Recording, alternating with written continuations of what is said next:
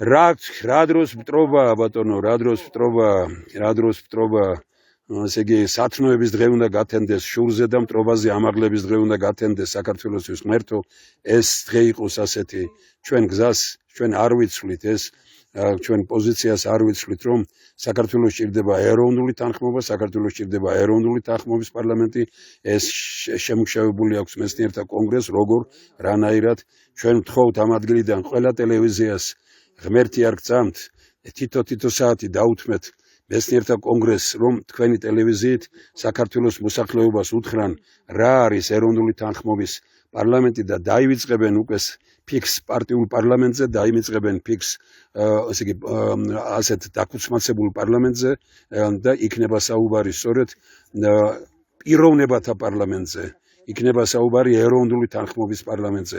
აქ ამას ვამბობთ ყოველგვარი ვინმეს და რაიმეს წინააღმდეგ ბრძოლის გარეშე.